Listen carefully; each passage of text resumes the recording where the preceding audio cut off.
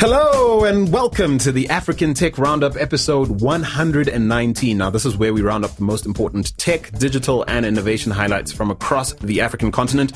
My name is Andile Masuku, and with me is my main man, Musa Kalenga. How's it, bro? What's going on, man? Glad to be back. Yes, we missed you last month, man. You safe? Yeah, lots happening, but I'm safe as nails. I'm glad to be back, and hopefully we can have a fantastic show as usual. How could you be safe as nails, man? What does that even mean? That's a really good phrase. I like it. I'm going to steal it. What does it mean, though? It means that I'm actually not too safe. Yeah, exactly. Tough as nails too, this guy. And he's been taking a lot of deep breaths since he landed in the studio. I know the man's under pressure for good reason, man. Yeah, We're with you, my brother. Thank you. And we have a special guest in the building. You heard the man even before he was introduced. This is all right, man. He's the son of the Bahamas, no less. Marvin Coleby, welcome to the African Tech Roundup, man. Appreciate it, my brothers. Very happy to be here. Yeah. In Johannesburg, South Africa. Very, very happy to be here. Indeed. Yes, well, sir.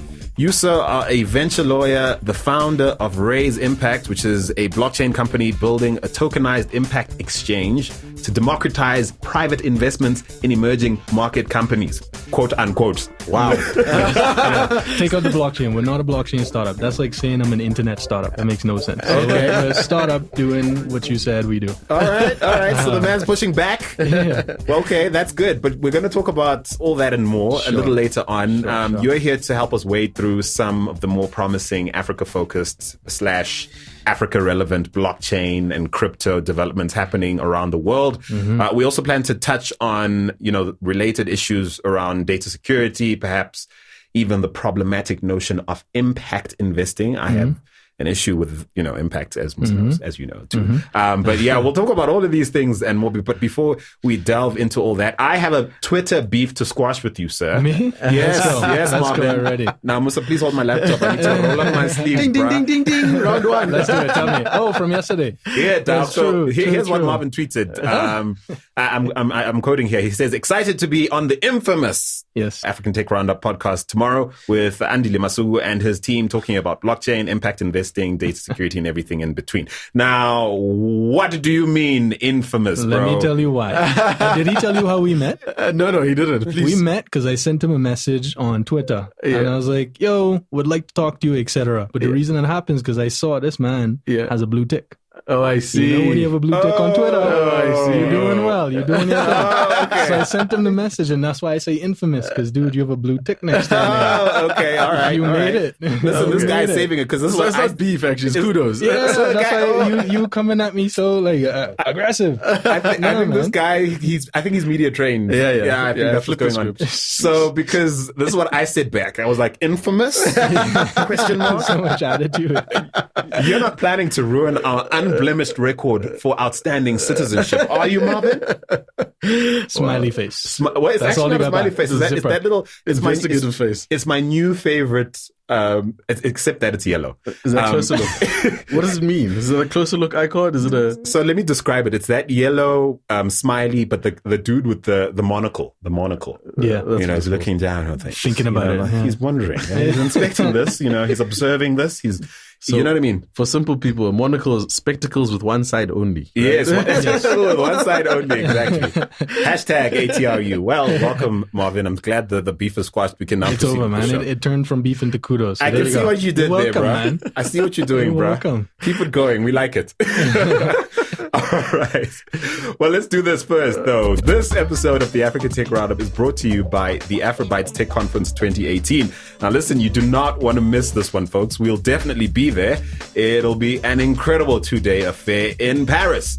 Now, the event is slated for June 7th and 8th. This year's theme, of course, is the rise of the African tech industry. Now, once again, we're pleased to be media partners with the team at Afrobytes, and we'll be bringing you the very finest game-changing insights from the event via this very podcast. And it will be hosted at MEDEF, which is France's largest entrepreneur network right in the heart of Paris. So here's your call to action, folks. Head over to afrobytes.com. That's Afrobytes, as in BYTES.com, to book your seat. And while you're there, check out the video of what went down last year to get a sense of what you missed out on if you weren't there. and what you daren't miss out on this year. By the way, heads up, in May, we'll be sharing a secret stash of video content that we co-produced with the folks at Afrobytes, so look out for that. But in the meantime, again, get those tickets booked at afrobytes.com and see you in Paris. Listen, so I'm looking forward to the blockchain discussion that we're going to have a little later on. But let's do a rundown of important ecosystem highlights from the last couple of months. And what we're going to do is, Marvin, I'm going to put stuff out there.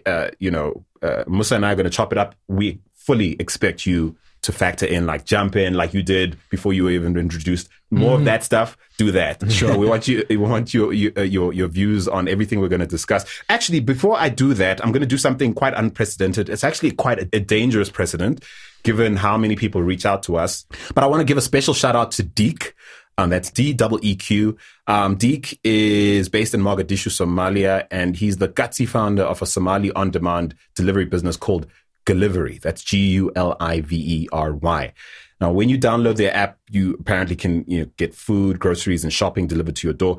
And, a recent online interaction with Deek left me really inspired. And it reminded me of who, this is all for, like what we do here at African Tech Roundup. And, we really are a village of real people trying to make, this Wakanda thing happen. We really are. And you kind of get lost in the sense of yourself or what you think is important and forget that there are real people involved and part of this thing. And so Deek, we see you, fam. Check out his hustle on gulivery.com, Gulivery. And perhaps I'm just touched by just how hard it is to do business in Somalia. If you know anything of what's going down there, I know got good people entrenched in that ecosystem. And Deek is now one of them. And just hats off to picking one of the hardest places to do business. And I know Deek could be doing business anywhere he wants in the world, but he chooses to do it there.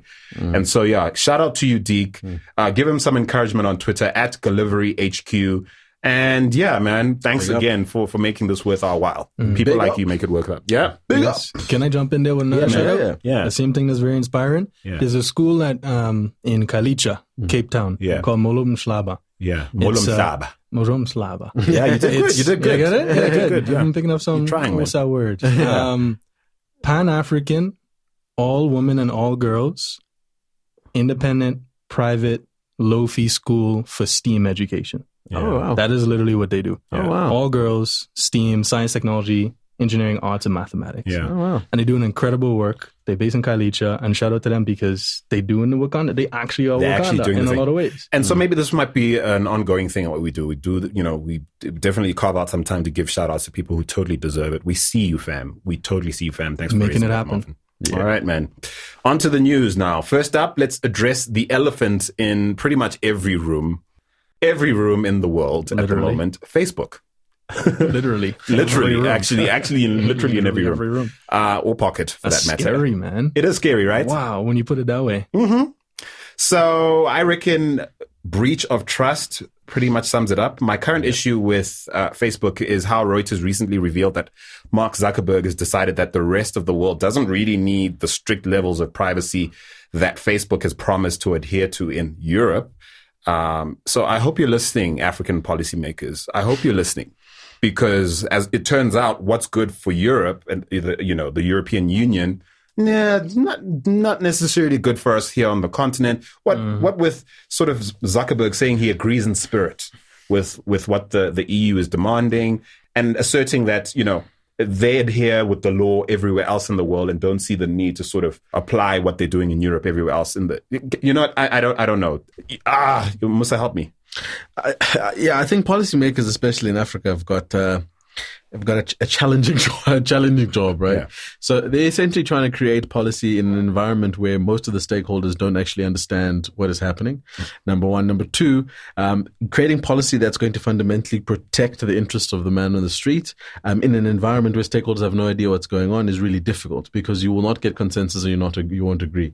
Now, coming from that and trying to make sure that you implement something and you have conversations with companies or you have to essentially integrate to companies that like Facebook makes for a very difficult kind of navigation space for policymakers. Having said that, Zuckerberg agreeing in spirit, it goes back to his narrative that he's followed over the last couple of years around the principle of openness, which is what Facebook is founded on. And in a funny way, I still do believe that in his somehow naive standpoint, he's right. right? There are a lot of variables that need to be taken into consideration, especially when you're looking at emerging markets. And that's what makes it really uncomfortable, is that in ceteris paribus, if everybody was setting out to do good and to do the right thing, absolutely. We wouldn't need regulation. And he's arguing that some of this regulation applied in emerging markets might actually stimulate innovation. Correct. But the reality is that's not everybody's agenda. And it's just a matter of... Do we even know if it's not Facebook's agenda? That's the truth. And I say this so carefully because we've all come, many of us who trade in the media business have all come to rely quite heavily on the very good things that Facebook exists to do. Sure. So, I mean, this is not me trying to bash them on principle, i.e. they shouldn't exist. And we're going to discuss that a little later. But I mean, here's a list of little things that we could be worried about, i.e. them admitting to and apologizing for not protecting user information the way they should, clearly doing things they could have and should have done proactively. The whole Cambridge Analytica thing, which we will not unpack at this point. I saw a Quartz Africa piece that did say, their role in African elections wasn't as big as advertised. Look, listen, are we seriously debating how involved parties like Cambridge Analytica should be involved, what sort of role people like that should have in elections? The fact is they were, and it was preventable, and it's just wrong. And granted, I don't believe every sort of hyperbole about how deeply involved and how big the conspiracy went and all of that. But the fact is there are these big, powerful companies that we're enabling to control, very important aspects of everyday life, not just politically, and also just enable third parties we don't even know to do the same. There's a contrarian view, right? Especially around the Cambridge Analytica. So first I'll start with, I suppose, the eternal struggle that Facebook will face in the pursuit of openness and in the pursuit of a ecosystem that allows people to connect in a way that is open. You're always going to have the conflict between that and how you protect data, right? So I call it and as I said, naive mistake in that providing openness to the ecosystem of developers or people that are building apps, you're actually trying to improve people's lives. But that with it carries a risk which has only been developing over time. Remember, 7 years ago, a lot of these discussions weren't even topical because you hadn't had, Facebook it didn't reach critical mass. So they kind of caught in the crossfire of being the first people to do a lot of things for the first time. And this notion of openness comes with it, this kind of a backlash, which I don't think they could ever actually have prepared for, to be honest. Now, their position when they realize that they've done something wrong to kind of try and fix it is what's interesting for me. And I'll come back to the Cambridge Analytica thing because I read a really interesting point of view that said Cambridge Analytica are not doing anything that advertising hasn't been trying to do for the last X amount of years. If you think about... i.e. manipulate public sentiment. Correct, right? Dude, if you have the money, you can buy the data. If I walk right down to the gas station and I have $5 on me, I can buy some gas. Correct. Same concept. If I have the money, I can buy the data. So it's not really a third party's fault. It's more... Correct. It's our fault as well. Yes. I think a while ago I read through the privacy policy in Facebook. I was horrified, dude. Yeah. Horrified with the things you're okay with, apparently. Exactly. Because I still use Facebook. Because the value outweighs the things that you think are horrifying. Exactly, because you don't see the negative effects of it. You know that your data is being sold. You know it's being manipulated in such a way that you would never do it. Yeah. But the value of using Facebook and having connections to friends and all that stuff outweighs the negative consequences of it because I don't ever see the negative consequences. And are you an Android user? iPhone. Okay, yes. So we're all iPhone. Okay, so that's unfortunately, and that's not saying anything. Did I just plug Apple? You did. Oh. I didn't know where that came from. Out of nowhere. No, that is shout out Apple. That is not a shout out to Apple. The question is, who are we? Are we Apple people? No. So here's why I ask is because again, you missed my joke. Huawei. Huawei. You didn't get it. I did get it. I didn't get it. I didn't get it either. But I was No. Okay. Nice. Now I'm unpacking what I didn't understand, which is quite pointless. Back to what we're talking about, which is the reason I was asking if any of us are Android users, because again, media reports have emerged, Android users complaining that Facebook has been secretly logging their call data. Again, in the context of what you're doing, this sort of naive sense of we're here to do good. Yeah.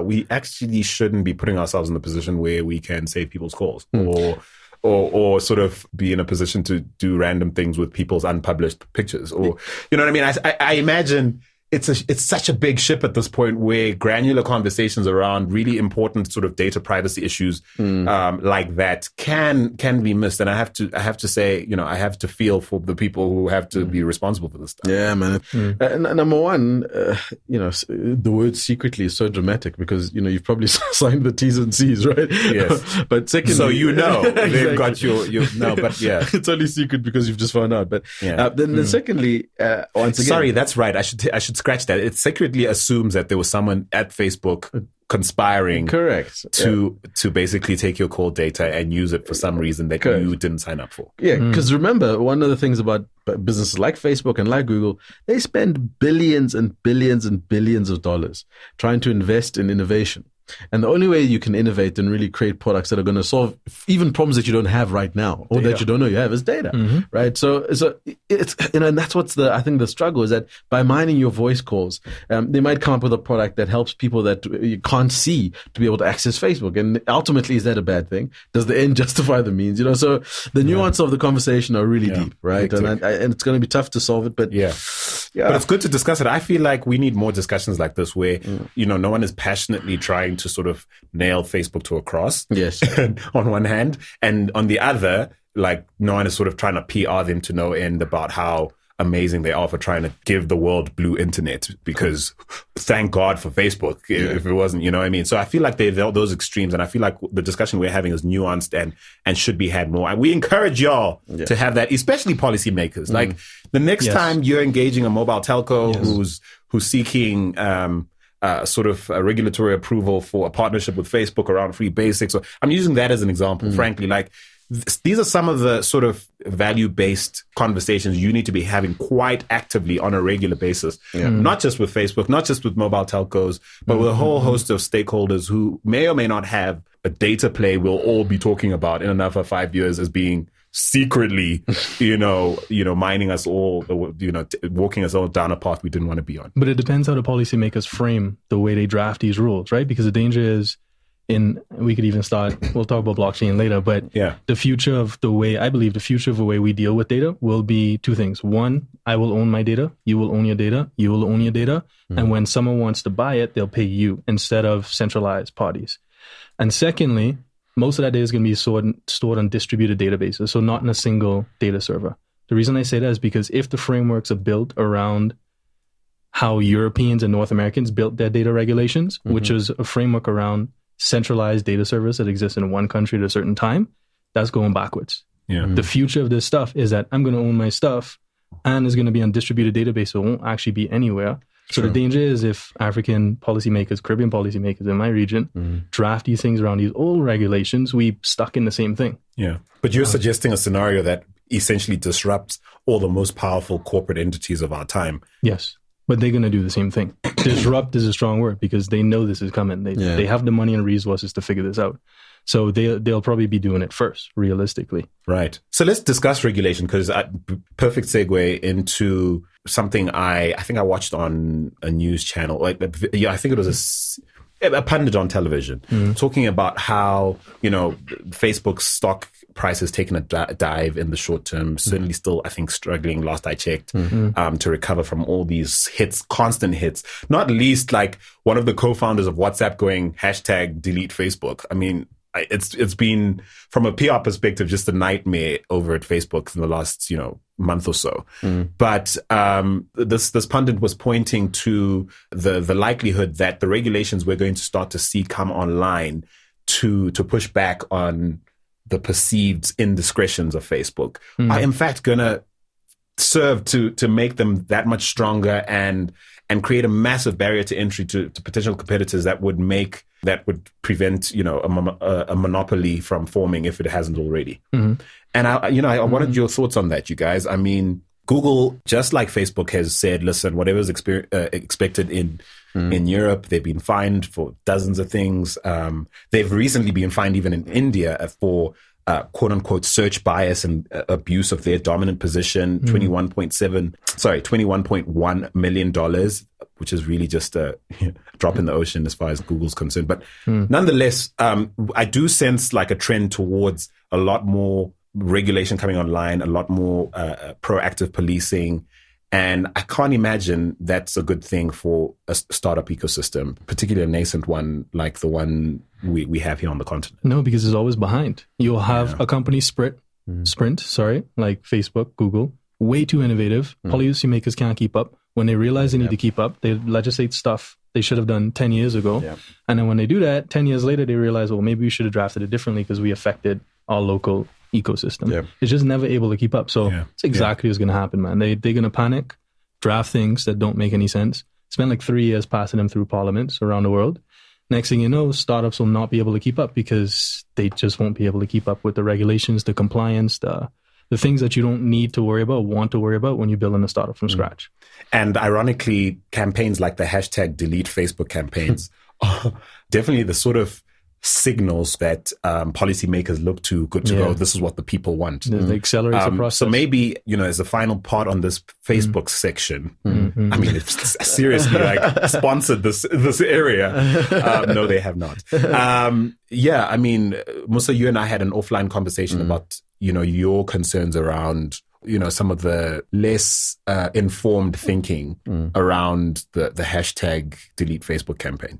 Yeah, look, I mean, I think it's always important to have a component of active citizenry because it keeps the collective conscious kind of woke around, the notion that it is possible to delete Facebook, right? That needs to be important as something that people need to understand. The reality of whether it is going to be adopted wholesale and actually be implemented, I don't think is quite the same thing. No. I do appreciate that there's probably been some people that have deleted their Facebook accounts, and from what I understand, they probably at this point in time, because of this Cambridge issue, that they probably got their highest rate of people deleting Facebook. But does that mean that they're going to be seeing, a 50, 60% drop in use on Facebook? I doubt it, because of the argument around utility, number one. Number two, Facebook has done such a good job at integrating into third-party apps that are not even Facebook, that verify identity, that make your life easier, that would require you to start things all over again. And I don't think that cost has been accounted for in a campaign like Delete Facebook. It's kind of very, very surface level. And as I said, from an activism perspective, I think it's right. It should be there. But it needs to be tempered with the reality. If we were all to delete Facebook tomorrow, understand what you are losing and that human cost, as well as the integration of the network of things that function as a result of being on Facebook. And I think that's an important view for people to have. They're an infrastructure, dude. You can't delete an infrastructure. Yeah. Like all of our apps rely on that. That's how they built a successful company. They'll come in the middle person for everything that you do on the internet. I'm embarrassed to say that I went into my Facebook and they've made it a lot easier for you to sort of unplug all sorts of apps that you didn't even realize you'd sort of, they were still linked to your Facebook account and you to make it easier to log in and things like that. And I went in there and I found dozens of things. And you're like, what? This thing's fine. And a lot of them I couldn't even remember, stuff I trialed, companies I don't even know. All kind of weird games. Apps I downloaded. No, I'm not into the weird games. I can't stand those, by the way. That's how they profile you, though. Your profile sends me one of those things, those notices like you've just won. I remember that era, man. If your thing does that, I'm sorry, you're gone. You're gone. You're no longer on Facebook to me. You're dead to me on Facebook. But I want to take what you said even further, the delete Facebook movement. Like I take it even further, right? Like think about you guys in digital media. You know much more about it than I do. But I imagine that data is very easy to manipulate. And the things that you push to the top are also very easy to manipulate. Sure. When regulation is going to be drafted around this stuff, who do you think is going to be in the room when they're drafting a regulation? Facebook. Yeah. They are going to be in the room. They have the most vested interest. And I've been lucky to draft policy of different governments. And the first thing they do is go speak to the companies that have a vested interest in this space. Yeah. So as a company, as Facebook or whoever, I have an interest in people talking about this as much as possible because it accelerates, just like you said. Yeah. This trend towards some superficial solution to something that's just going to continue as a problem. Yeah. And also, all I did was start logging into places using my Google profile, which is so much better, right? Because we all know. Delete Google. Yeah, way better. Oh so yes, your friend. Oh yeah. Google. I'm safer now. Which is ridiculous. I just think we do need a fair dose of pragmatism, but just the wokeness, like you say. Like again, we said on the show before that this is probably about.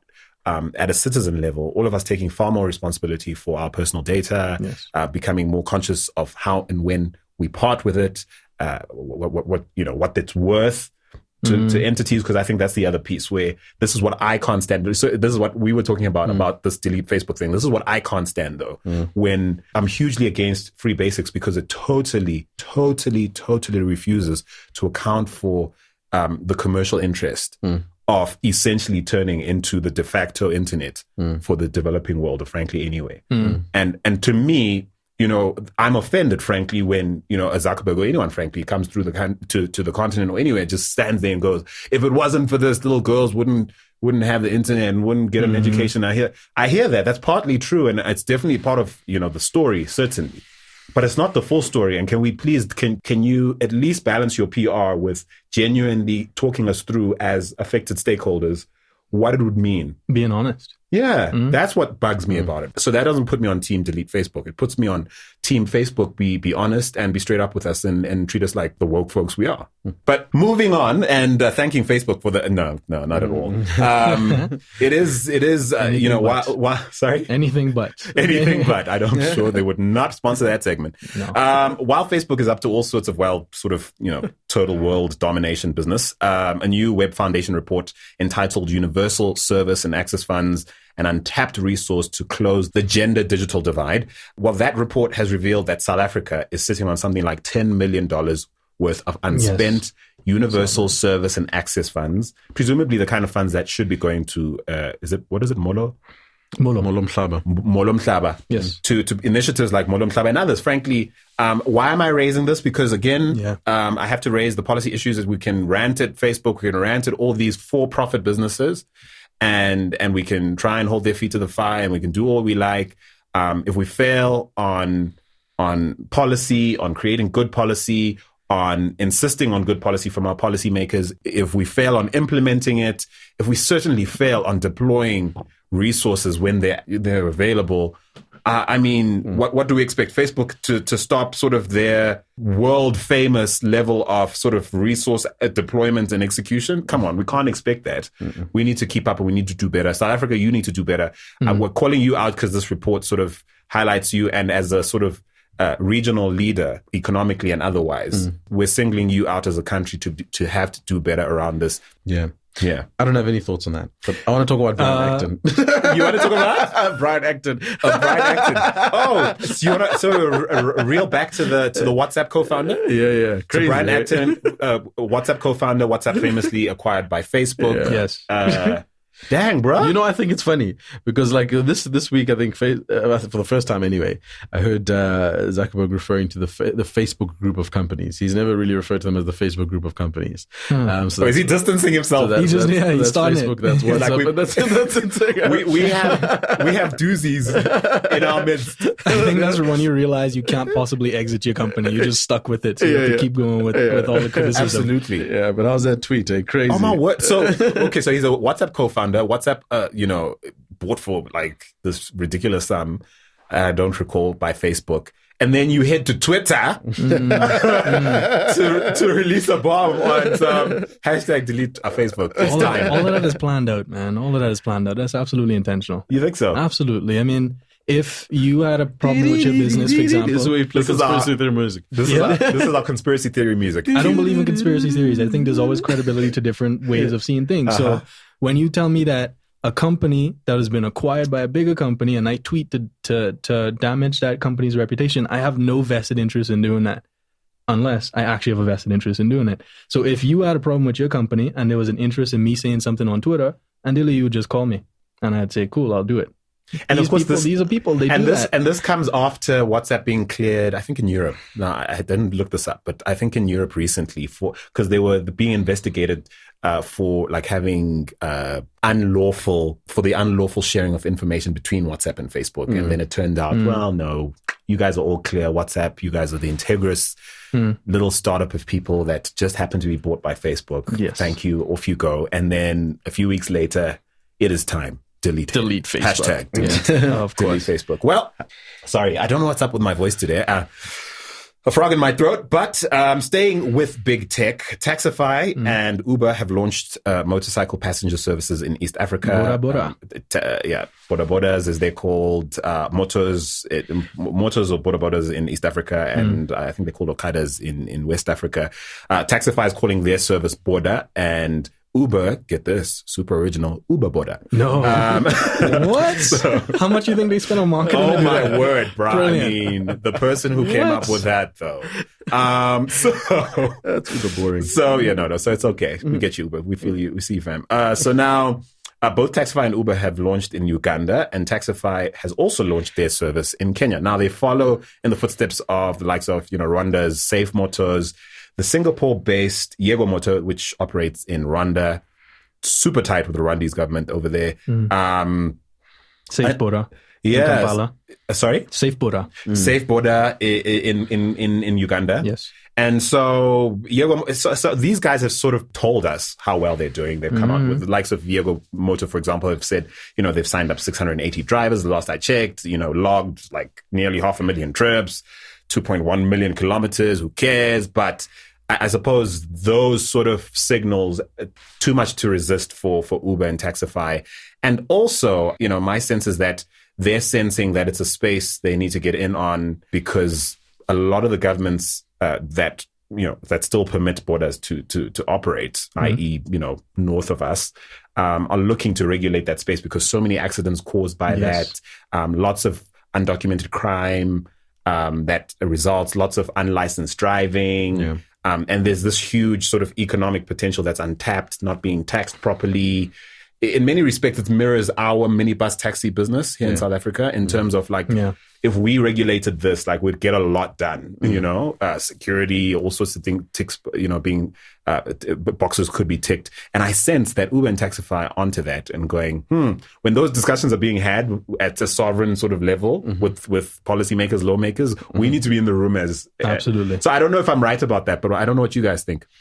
Yeah, I think it's an interesting play, because ultimately what I'm picking up as a trend is the e-hailing service as the front end is actually not the play. And we had a discussion about this a while back, that the business model is probably very similarly like Facebook is in the back end of the data, right? And that would make a lot of sense around trying to build a model that sustains them in the future. But the problem is that when you're moving an informal structured economy into the more formal structure, the only way you can do that is through technology. The only way you can scale it. I mean, taxis and e-hailing on our continent, I don't see how else you'll scale aside from being able to take that data and do something interesting with it to continue to sell people and stuff. So I think that's the play. But I also think it's exciting. I mean, I think the space is getting a little bit crowded as well. E-hailing? Really? You think? A little bit. We need more, right? We need so many more, man. There's so much more innovation to happen in e-hailing. And in South Africa, apparently, We Ride of Israel coming to South Africa. Dude, where have you guys been? Yes. Why so long? Yeah, it's not. And I think the underinvestment in other forms. So I mean, train. I don't see much innovation happening with trains as an example, right? Yes. Which is also a little bit of a damn squib. I think yes, you're solving for pedestrian transport. It's probably cheaper. The unit economics make sense. Blah blah blah. But surely there's an interesting play when you look at other transportation modes like rail, etc. Uber train, bro. Yeah, Uber that rail. kind of Uber rail. We just made it. Exactly. Those Uber helicopters at some stage. Does that still exist? Yeah. I don't know if they're still working. Are they still working? I've heard. Okay. I've seen news stories about it. Yeah. So I think they're crashing self-driving cars. Please bring that. Can we bring that into? Can you bring it over to Africa at version 5? Yeah, please. We have enough road jets as we speak. We do not need you testing helicopters. Especially if they're self-driving. But for the big tech, so there's these Uber Bora in East. It makes me uncomfortable to think about what these companies are going to accomplish, because forget the big tech, forget the data, think about the drivers themselves. There's a lot of training. When I was in Kampala for a while, Safe Border, they did so much training with the local border drivers. Safe Border is founded by X-Pac founders. It's a different thing. But they were on the ground. They were there. Whereas it's hard for me to believe that Uber, Border, and Taxify will have people on the ground in the same way, meaning that the interaction with the drivers will probably be very, very minimal. Correct. Yeah. So that's problematic, because then the impact on them could be significant. It maybe is easier for you, the border driver, to open up an app and have a short stream of customers in a day. But what does that mean for your training? What does that mean for the helmet that you have to purchase now all of a sudden, because you didn't have to do that before? What does that mean for the gas levels, where you can drive at a certain time. That means that there's more competition between me and you and other people because these crowded e-hailing services are going to drive prices down. Yeah. My friend, no longer my friend. There's so many horrible things that could happen from that because it's international companies crowded into one space. Absolutely. I think the reason Rwanda has sort of taken well to the likes of Yego Moto, who, by the way, I know the last time I was on the mic, I promised that we'd release a conversation I had with the CEO of the founder and CEO of Yego Moto. We haven't done so yet. We've just had too much content to put out, but we will get to it. Lots of good things he shared with me. But you'll sense when you listen to him that he gets that. He gets what you just said, the importance of being on the ground, actually caring about outcomes beyond sort of acquiring new drivers or growing riders at a certain pace. And he's made it very clear to the government that they care as much as he's at least tried to position themselves as a company that cares about those sort of other outcomes in ensuring that these drivers are economically empowered as part of, why they exist and so on and so forth. Of course, they also, to your point, Musa, definitely a platform play that has probably aspirationally very little to do with the mobility industry per se. Yeah. But I can totally understand why Rwanda would embrace that and sort of just ban everyone else like Uber and everyone else. And Taxify, as it happens, claims that they'll be hiring boda taxi riders who are licensed, in Kenya at least, with Kenya's National Transport and Safety Authority. So you can see that engagement is being had. At least this, you can tell that they see the necessity. They see that this isn't something they could have moved in on sort of gung-ho without asking. They should be limiting these companies, though. They should be limiting their entrance significantly, because what does that do? So you dig what Rwanda's pulling? Absolutely. Going out people and that's it. We had the same issue back home. I have a friend who's running a e-hailing service in Barbados and is as innovative as e-hailing can be in different jurisdictions. It depends on the country. If there's no e-hailing service, then it's an innovative product. True. So my friend in Barbados, he had a company, still has a company, and they're running it. And Uber at some point was thinking of coming in, and the government from Barbados flew over to San Francisco to meet with Uber.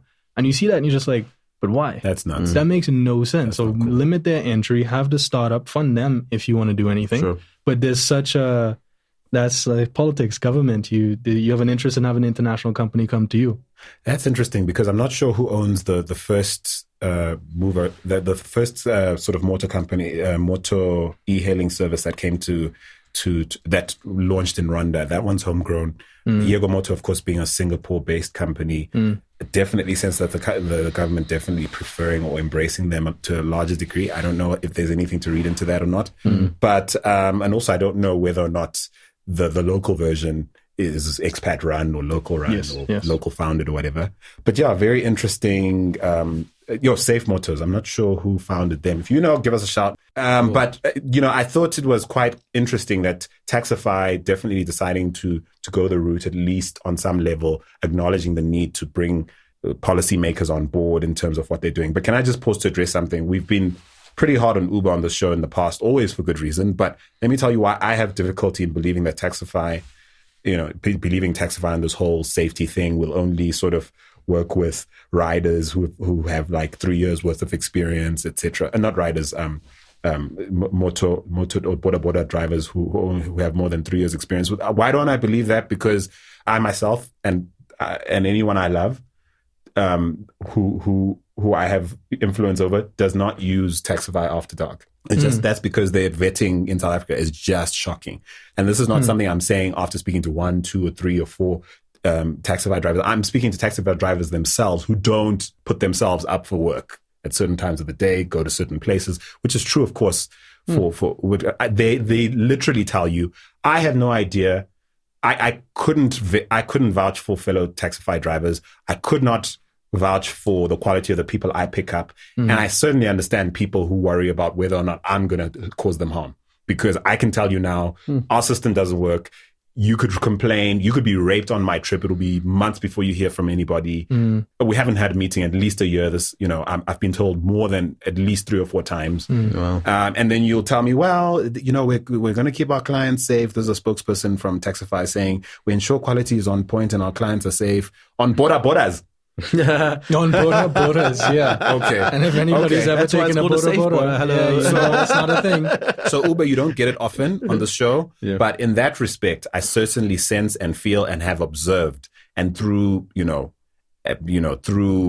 countless conversations I've had with your drivers, I do sense that Uber, in this particular case, I'm like, okay, I might trust that you mean it when you say your drivers will be better on average than a motor that's not affiliated. Yes. But Taxify, I'm sorry. Not so convinced. Cool. So moving on. Yep. How about this, y'all? Mm-hmm. According to Reuters, the German startup investor Rocket Internet is exploring a stock market listing of the loss-making African online shopping platform, which bills itself Africa's leading online shopping destination. Jumia! Apparently, Rocket Internet, which of course helped to set up Jumia in 2012, they're looking to exit, folks. They've, I guess, had it, but no, they're going with. It's in line with our strategy of selling and listing established internet firms. What's that? Hospital bus. Hospital bus. I'm sick, ma'am. I'm sick. Yeah. I'm not well, ma'am. Yeah. Can I go to the toilet? Oh, yes. Can I go home, ma'am? Here's a diaper. Sit there and take it, young man. It's a math test today. Yeah. Okay, so, I mean, it's reported that a listing of shares, in the region, of volume-wise at least, of under 245.7 million. Apparently that could take place later this year, perhaps early 2019, in either Frankfurt or London. I'm sensing London's probably going to be the more sensible joint. But then again, Rocket Internet being German, perhaps Frankfurt might make sense. So guys, who is buying Jumia stocks? Especially given word is Jumia is nowhere near posting a profit, despite so far raising something like 767.7 million odd in investment since 2012. Seriously? And the listing you said was 200 and something odd? 240. That makes no sense. Yeah. That's why it's a hospital pass. Well, are you hospitaling? So you're not going to buy the stock? No, I wouldn't need it. I mean, on the face, I don't know much about Jumia's business, but you raise almost $1 billion, and your valuation when you list exit is 200, like 200 something odd. Okay, so this is where I'm going to play. This is where I'm going to push back a little, because I feel like there's something to buying into this as a future play. Mm-hmm. And I'll reference a conversation I had with a Jumia co-founder and former managing director, Tunde Kahinde, a while ago. And I asked him to comment at the time on, the hyper bullish, quote unquote, African e-commerce will explode. That narrative, that sort of dominated, the blogosphere and certainly, mainstream media perhaps 3 or 4 years ago. And he was certainly a part of it at the time. And so I challenged him on that, given how key markets such as Nigeria, South Africa, and Kenya haven't delivered to expectation as far as e-commerce is concerned. Now, he admitted that his thinking around the short to medium term growth potential of e-commerce had evolved over the years, which is, I think, code for basically I was wrong. Yeah. and I mean, but he's continued to make bets within the space in different shapes and forms since then. So he continues to be a believer, just a perhaps more informed one, I think. And he, went as far as saying, and of course this was expected, that he considers Jumia's journey from zero to pushing close to $500 million in gross merchandise value and employing thousands of employees across the continent. He considers that a win. All of that in 6 years. He feels, come on, guys, we're winning. Sure. Granted, we're not profitable. Granted, we're nowhere near making a decent return on the near $1 billion we've had invested. But I think we've all been oversimplifying what it'll take to build a successful e-commerce entity anywhere on the continent, never mind in Nigeria. And anyone who wants to be involved needs to know now that, one, this is a long-term play, and we are going to need your money. Well, and lots of it. Then they should have spun it differently. They should have spun it as almost, for lack of a better word, R&D cost for figuring out the market, as opposed to saying it's a great business that we hope. Because from a numbers perspective, you can't tell me that that's a great business. Going from $500 million that doesn't make sense. Maybe they just waited too long to exit. Yeah, that's probably part of it too. Because if you raise, I don't know when the last time they were raised, but if they were raising that much money, at some point their valuation must have been higher. So they probably just waited too long. Yeah. And I mean, this obviously in the wake of Naspers offloading Conga. That was a big deal too. Also, really just struggling to stay alive, but notably being picked up by a local Nigerian business, which I should give them a shout out, really, for throwing them a lifeline. No, we can't give them a shout out. Actually, we can't. Facebook won't be happy. We want to talk to this man over here, so let's move on. Facebook won't be happy. Yeah. Okay, so let's move on swiftly to some other big e-commerce news. Naspers got tongues wagging by selling off a lucrative piece of their investment in one of China's most valuable online companies, Tencent. Mm-hmm. It takes their interest in that company down to 31.2%. So I think this is just notable, not because the news caused like a furore in the markets, but it got me thinking like what kind of moves they might be plotting given how they offloaded Conga and yet they're coming to market with, we basically wanted to create some cash flow to allow us to invest in e-commerce business, presumably not on the continent, because rumors are you want to release sort of OLX Kenya and Nigeria, and you're obviously not interested in Congo anymore. They just completed the 22.75% stake acquisition in the food delivery service Delivery Hero in Germany. So clearly you have plans for e-commerce, but they might not be on the continent, perhaps. I don't know. Mm-hmm. Who knows? Potentially. To Kenya now, where, according to Quartz Africa, the much publicized Kenyan pay-per-use solar power provider, or rather fintech business, M-Kopa, well, they're reportedly downsizing in a bid to improve competitiveness and, quote, ensure long-term sustainability and increase return for investors. Now, M-Kopa has notably been criticized for, outsourcing some of its operations to a British company called Applicita. And of course, its founding team is essentially expats. And while they go by Nairobi-based and give people the sense of a for us, by us situation, M-Kopa and the likes of, say, Bitpesa are increasingly being called out for being part of, this sort of exclusive East African expat startup success club, I guess you could call it. And yeah, it's becoming apparent that a lot of people are just content to effectively build and operate offshore businesses that essentially monetize on the continent. So I don't know how you guys feel about that. When you say a success club, what are we talking about? How many local founders do you know who raise money quite easily? None. I was shocked. So they succeeded raising money. They succeeded raising money. How many people do you know who, to their credit, have done what they've done, i.e., grow a startup from the ground up, hire 1,000 staff? Granted, they've let go of 150, and even in the face of like seeing competition like Off Grid Electric, Azuri Technologies, Mobisol, all of these guys come to the party, still manage to get investors on board with their sort of roadmap and trust in them to execute going forward. I'd call that success. Yeah. I'm not saying it's success we can't mirror as locals, but I meant more the club. Oh, the club. I'm talking about the club. Success, sure, I get that. But the club, what is that like? So I was in Uganda, but like, is it actually like a club when all these founders must know each other? I mean, let's talk about the founders of this particular business. They met at Oxford. They're all sort of, they're all Oxford MBAs. All of them, to my knowledge. Most of them, met an MBA class.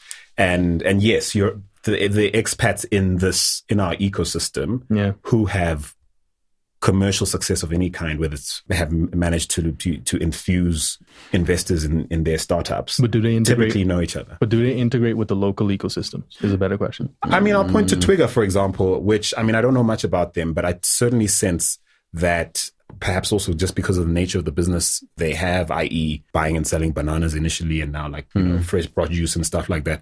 I think you'd be hard pressed to sort of, monetize that, what's the word? Sustainably. Yeah, sustainably, but also profitably and have like genuine prospects of scaling that without plugging in genuine ways into the local ecosystem. And I say this not knowing much about their business. Sure. But I guess I'm raising these guys because I myself took exception at some point in their history when they used to front or they used to sort of push the whole sort of altruistic, we're here to light up Africa thing. Yes. And we're like, you're a fintech dude. Like you're a fintech business and you are, you're a microlender and you're not good for everybody because there's some people who frankly can afford your stuff but shouldn't be because they don't have the financial literacy to understand what it is you're doing. And for me, it was a pushback on that level. As to whether or not they mean the business, they do. I think over how many 600,000 households they've managed to light up. I mean, That's no small feat. The success off the grid homes as well. Yeah, the success is not the thing. It's more the demographic, right? So from the perspective of living in Canada, I went to an event recently, Impact Investing. We'll get to that because I also have my issues with it. But at this event, it was about impact investing, and all of the founders that had businesses in East, South, North, West Africa were all Canadian. That was shocking to me. You're talking about impact investing primarily on the African continent. There's not one African that was there. And definitely not one Black African that was there. Because most of the investments from the people at this event were not into African-based local businesses. Yeah, it's funny because the categorization and sometimes the language we use is interesting. So impact, it's like digital marketing. I have a problem with that term because marketing is now in the digital context. So impact investing in emerging market is just investing really, because because you have to solve the problems at the core.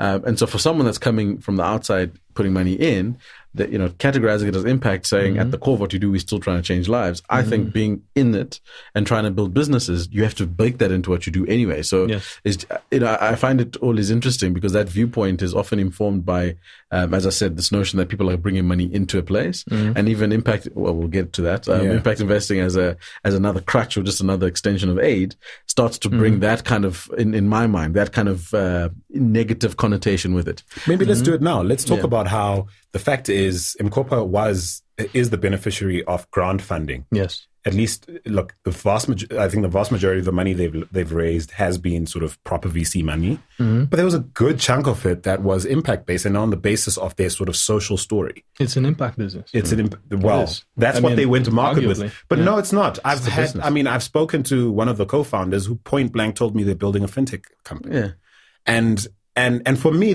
I don't have a problem with that. It's just, can we call it what it is? Yeah.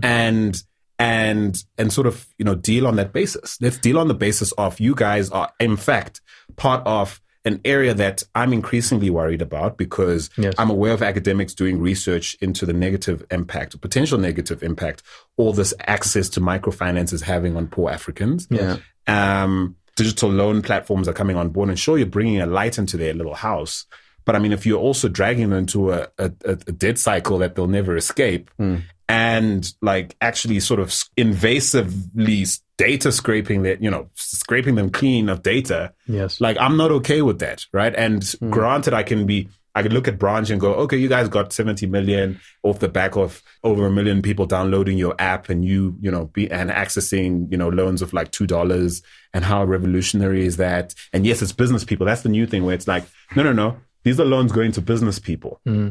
Yeah, because if we go consumer, then it's a bit dodgy because we all know a lot of people are taking these loans out to place bets online, and other things that are really damaging our communities and our long-term, viability as economies. Yeah. So for me, that's why it's disingenuous to sort of front with this whole impact thing. Oh, a kid can finally do his homework at home. Well, that's because you just sold his dad something you couldn't afford, and it'll be in a debt cycle that ensures that kid doesn't go to varsity. Absolutely. Yeah. Do you get what I mean? To me, that's a data issue because you have the data that shows that you've provided X amount of people access to sunlight or light, electricity, power, current. Yeah. But you also have the data that shows how many people have not paid their loans on time. But you only release one set of those data points. Absolutely. Intentionally, because you have to keep up a front of doing it. So in impact investment space, one of the big issues I see is that people show the positive things they do, but they can quantify the negative aspects that their companies are having, because all of us have negative implications of our companies, whether we intended to or not. And impact space, like, you can get away with fronting that you achieve in a thing and people don't look behind it.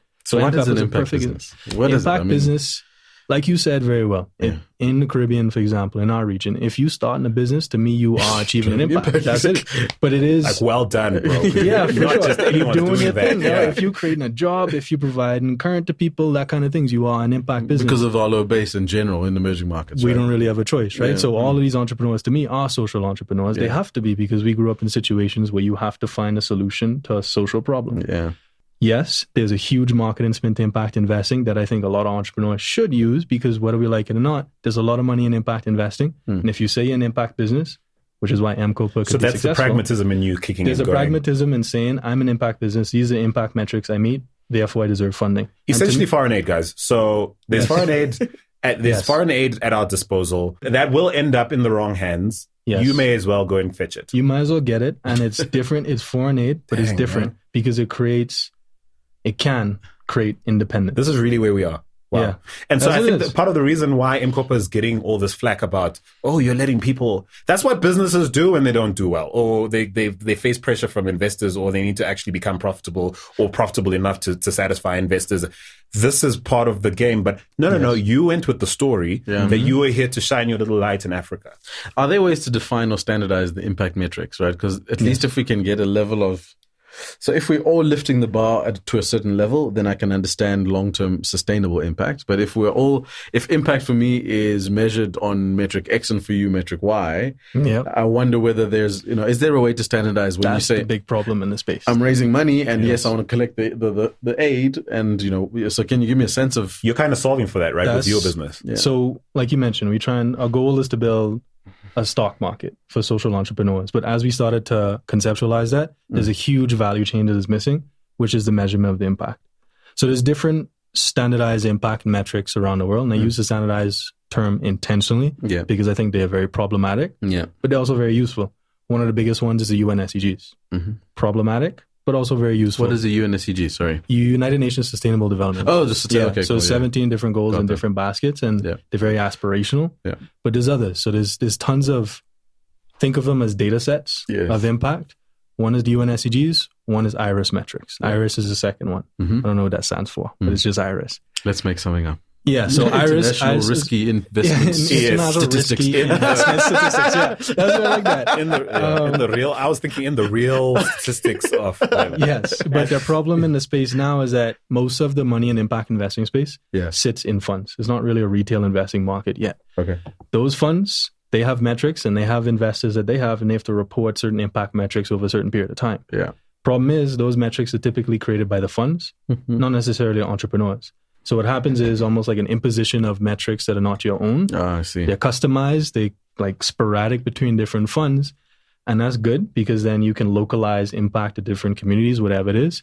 But it's bad because then like you have a bunch of different people doing different data sets. And like, what's the point? It makes no sense. So we realized that really early on. So now what we're doing is trying to measure impact through devices. That's what we're focusing on. So M-Copa is an example. Their data points would show how many people they provide access to energy to, and a bunch of different data points around that, as well as how many people pay or don't pay loans. With those two data sets, you could create a bunch of impact metrics around energy production or non-production or access to energy. Yeah. And two, you could create a lot of impact metrics around financial and economic inclusion. What happens now is that M-Copa takes all these data sets in Excel sheets and they literally send them to the investors. That's typically what happens. Okay. And that's problematic because then like that creates a disincentive for me to actually measure the impact. So impact investing is suffering now, man, because can't measure the impact. So people are funding things. It becomes foreign aid in a lot of ways because they're just giving you money. And that's why, I mean, with Bill Gates being in the continent recently, I mean, he was here for a wedding apparently or something like that, but then took the opportunity to sort of lecture Nigerian lawmakers, policymakers, business people for the state of education and health, etc. Sure. But essentially he feels entitled because is it 76? I think it's about $76 million worth of debt he's absorbing. Nigeria owed the Japanese government for monies they borrowed to try and battle polio, and he's like, well, okay, I'll clear that debt, presumably.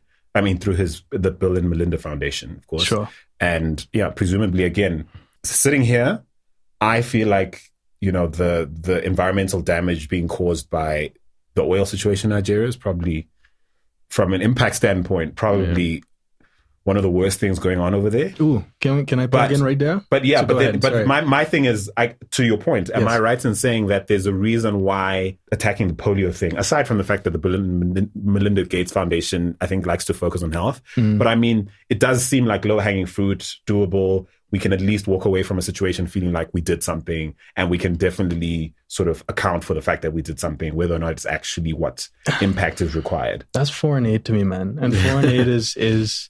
And that's not to say polio is not important. And for sure. That aside, we talk about the financing of something, because money drives change. To get something done to actually impact real people. Not a big fan of foreign aid. Never been a big fan of development aid because it creates a string of dependence. Absolutely. So my background before the lawyer thing was post-colonial theory as well as regional trade deals between different governments. And a lot of that was development aid. Absolutely. When a lot of colonial governments left our countries, a way of maintaining control was to give you aid. Yeah. Because when I gave you Create aid, the crutch. you create a crutch. I create a bunch of different requirements that you have to follow with this aid money.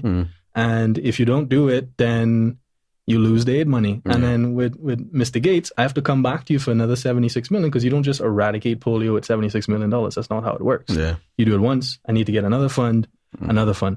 Impact investing has a lot of connotations of foreign aid and post-colonial tones to it, for sure.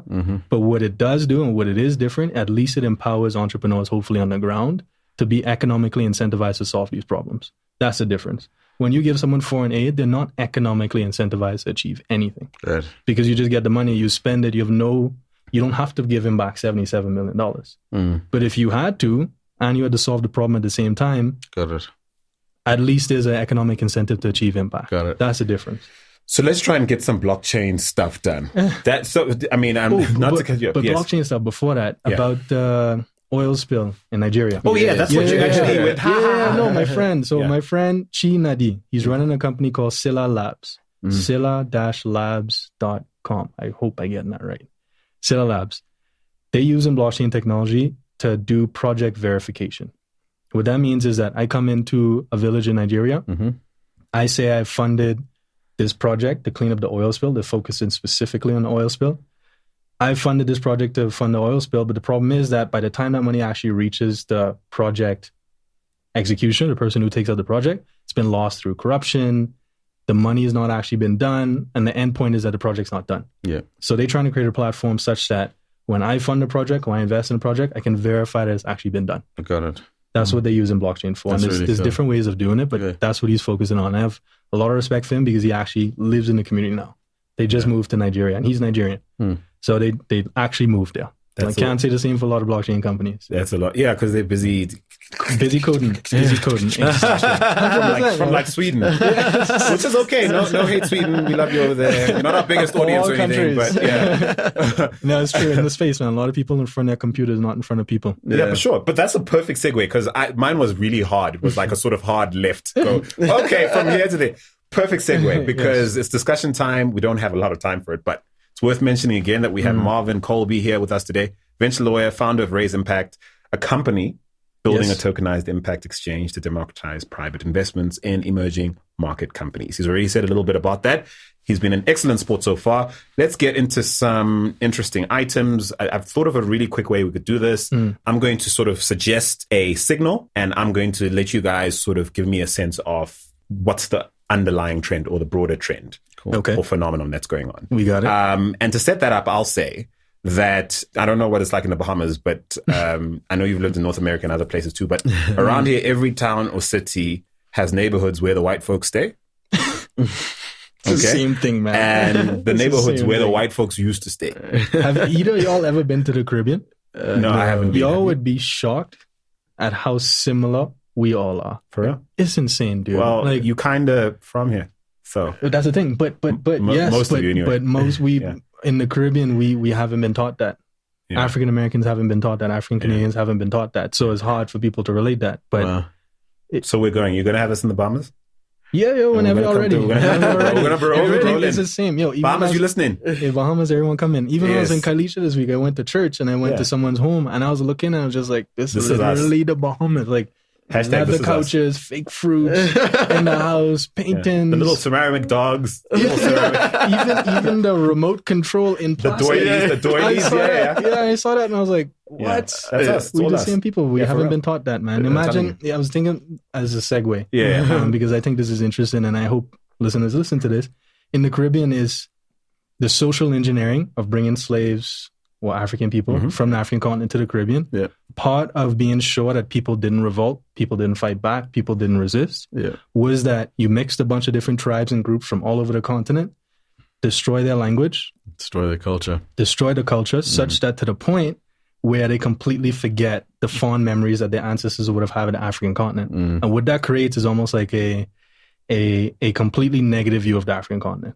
So since we very close to the Caribbean, a lot of, to the US, a lot of the media we're fed is that African continent is a set of poor people, disease-ridden, issues, blah, blah, blah. That is amazing because that's That's incredible, dude. On my father's side, I cannot trace back past my great-grandfather, which means I have no idea what tribe we came from. Nothing. That's how you destroy a people. Yeah. It's crazy. And so we're trying to change that around here with this podcast. Yeah, I mean, it's a humble, Wakanda for sure. It's a humble effort, but we're trying, man. And we're really glad to have you here, by the way. Yeah, and the reason I brought up the whole neighborhoods thing, I was being provocative, of course, but I want to, the reason I said that is because it's kind of starting to feel like crypto is where the white folks used to stay. And blockchain tech, all right, whatever that means to you, is where they all move to. That's kind of what it feels like, sitting from here, even just covering the scene, having like a modest understanding of the scene and stuff like that. So I thought that I'd use that as the backdrop to basically start with this. The U.S. Securities and Exchange Commission has halted an initial coin offering made by Centratech and charges its founders with orchestrating a fraudulent initial coin offering. The co-founders have been charged with fraud after raising, I think, $32 million after selling quote-unquote unregistered securities. Now, why am I flagging this specifically? Well, that's because you might know this company because of the likes of Floyd Mayweather, DJ Khaled. They've used celebrity endorsements and social media to market their scheme, ignoring the SEC's registration and disclosure requirements. So that's the signal. What's the trend? The trend is... it is the start of a lot of companies going through similar prosecution and being very short-sighted and thinking that this wasn't going to happen. Right. It's going to get way worse for a lot of companies. So that's probably why Twitter is joining Facebook and Google and restricting crypto-related adverts on their platform. Probably also why Google has started banning mining extensions on their browser, Chrome. Cryptojacking obviously becoming a big thing. We don't have time to go into what that is. Sure. But basically, people taking advantage of apps to use your CPU's power to mine for crypto without your permission or knowledge often. Great description. And so I suppose that's part of that trend still. Yeah, man, it's securities law is not a joke, man. You could go to jail for this. Yep. It's not a joke. Yeah. So I don't blame them for banning it. Okay. Signal. South Africa's shiny new president, Cyril Ramaphosa, suggests cryptocurrency for Africa is a good idea. African Bitcoin might be a thing. Perhaps we'll start with a virtual currency and then a real currency later. Yes. He was, of course, ambushed at the forum where, most of the continent's heads of state signed for this, this United Trade Agreement. And of course, South Africa didn't. And he's ambushed immediately after this. And I think he's just trying to be super positive and stuff. But what do you guys think? That's the signal. What's the trend? Conspiracy theory? Huh? Yeah, go ahead. Listen, we're listening. Nepotism. Oh my word, for real? So explain. So Tumelo Ramaphosa, who is Cyril's son, has got a very interesting startup in the crypto space. Gasp. I kid you not. It's called StudX. It's actually quite an interesting. So exactly what the De Beers are trying to do for diamonds, he's trying to do for wild animals. So one of the things that the Ramaphosa household has a lot of are beasts of burden. They've got like cattle, they've got oxen, they've got lots of stuff. Buffalo, like serious, like prize game. So he's like tokenizing all these animals, and he's got a real big play in the crypto space. So my conspiracy theory is nepotism. And to unpack what you just said, oh my word.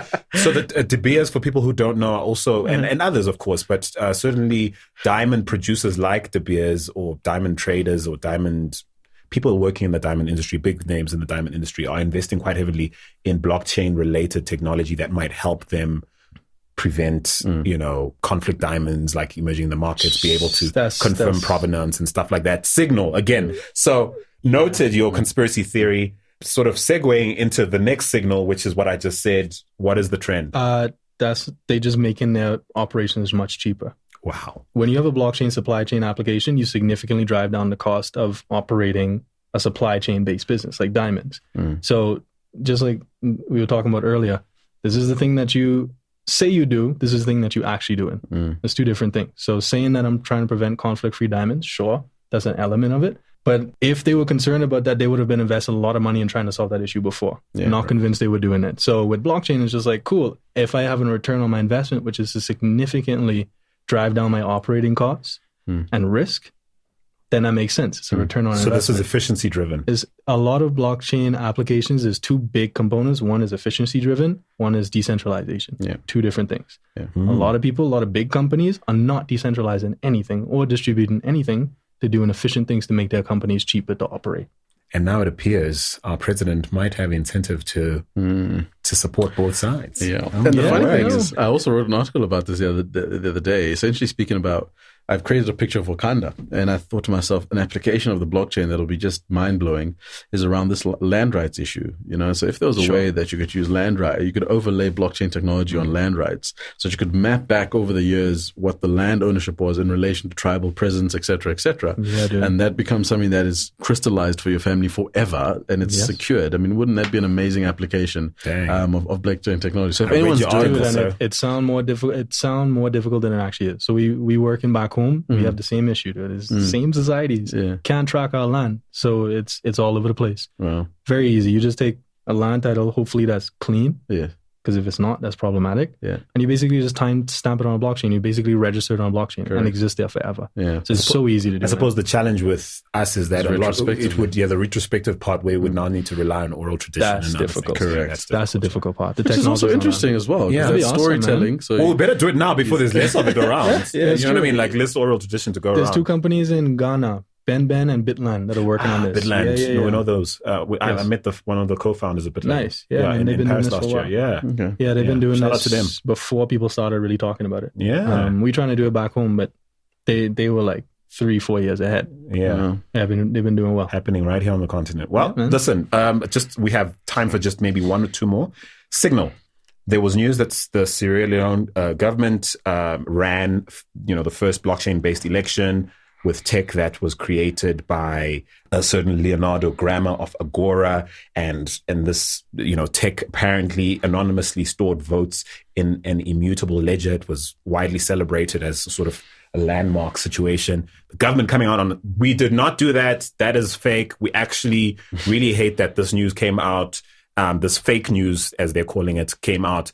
We're really mad at this. And then, of course, news that the highly publicized situation of Venezuela creating its own crypto and trying to work around like the sort of trade bans it has with much of the Western world in order to still trade and stay afloat.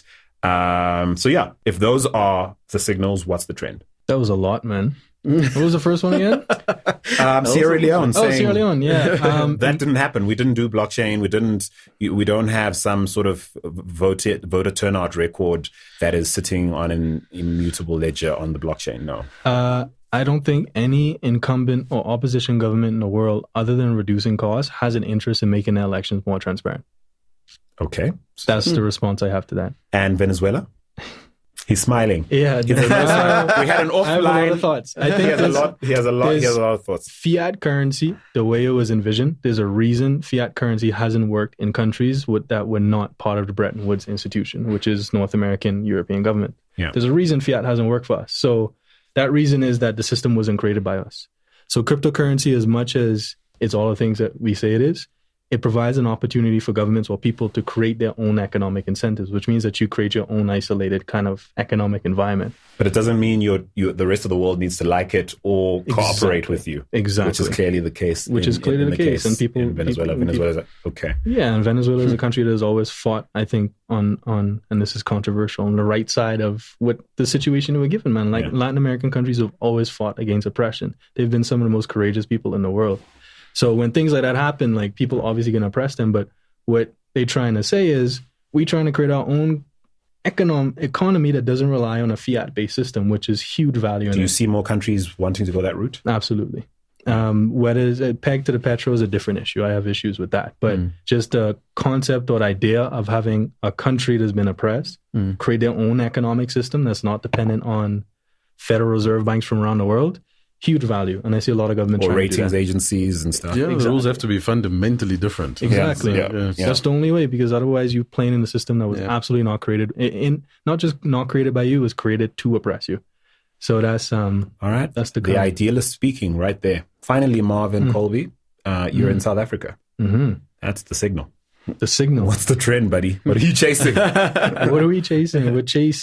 What are we chasing? We're trying to make finance more accessible to entrepreneurs. That's the end goal. Yeah. We'll focus on impact. So the vision is that if you have countries growing very quickly for the first time, and startups are the new small business economy that we are going to deal with in the next 10, 15 years, if not already, and are growing, then they have an opportunity to not make the same mistakes North Americans and Europeans did, which was prioritize profit over positive impact in the world. Right. So that's what we're doing, trying to find a way to make that possible, where entrepreneurs are incentivized to achieve as much impact as possible, as opposed to necessarily profit. And that is a whole plethora of things. It's very difficult to do. That's cool. But basically trying to reimagine how economies work. But right now we're starting off, like you mentioned, with impact measurement. Because you can't build that economy if you can't measure impact. And if everything's going to be digitized in the next 10, 15 years for IoT, etc., you have to be able to verify and create impact measurement through those devices. Because I know you a little bit, and because I appreciate that your rhetoric is coming from a real place, with you can use impact all you like. You get a pass with me. All the rest of you need to get a pass. All of you need to work your way into my good graces, because every so often I do meet people who use that term in ways that I can sort of ride with. And so we certainly wish you well. Thanks for coming through. I know you also you were invited to be one of the speakers at blockchain at the Blockchain Africa conference. The black chain. Did I say the black chain? Almost Freudian slip. So here's a signal that I hope doesn't repeat itself. I.e., you were very nearly the only person of color invited to speak at that event. I'm not going to read into that. All I'm saying is I hope that doesn't turn into a trend. Shout out to you, Blockchain Conference, Blockchain Africa Conference. Can I comment on that then? Yeah. I think I've noticed in the blockchain space, a lot of people are very skeptical about it. And if South African culture is anything like Bahamian culture, until foreigners come in to talk about something, we don't think is a real thing. So I think that's what happened. Can we start moving into the neighborhood? Because it's not just the white-only province. It's true, man. Yeah, we allowed here too. There's stuff for us to do. We can add a lot of value, our diversity and our views. And frankly, this is about us. 100%. So can we get involved? So now that seems legitimate. I don't think that'll ever happen again. I think there's a pragmatism behind that, which is bring basically the foreigners, one black expat included, and make it legitimate. And then from there, you build from there. So that team I work with closely, Blockchain Africa, Blockchain Academy, they're heart in the right place, man. They're doing incredible work. So I think there was a pragmatism behind that, and it worked. Absolutely. I do not mean to throw them under the bus in any way. Everything I've seen come out of that conference has been quality, not least. Putting us onto you, so fantastic. Well, no, I should take that back. We found about you long before. Blue tick. Yeah, that's what happened, man. Yeah, no, but definitely giving us a sense that you're certainly a person we need to have on the show with something meaningful to say. Thanks for being here. Now, a big thank you also to the team at AfroBytes Tech Conference 2018 for sponsoring this episode of the African Tech Roundup podcast. Now, listen, you do not want to miss what promises to be an incredible 2-day affair in Paris. 2 days of incredible interaction and learning. The dates, June 7th and 8th, 2018. Head on over to afrobytes.com for all the details and to get yourself a ticket. That's afrobytes.com for all you need. One last time, thank you so much, Marvin Coleby, Raise Impact, Musa Kalenga, the homie, the main man, the homie. Listen, guys, it's always a pleasure. It's been an incredible hour. Thank you so much to our listeners, our village people. Hey, we see you, fam. Thank you so much. Take it easy, Africa. All right. Appreciate it, brothers.